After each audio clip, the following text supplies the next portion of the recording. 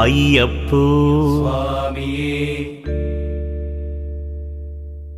பள்ளிக்கட்டு சபரிமலைக்கு கல்லும் முள்ளும் காலிக்கு மெத்தை சுவாமியே ஐயப்போ ஐயப்போ சுவாமியே.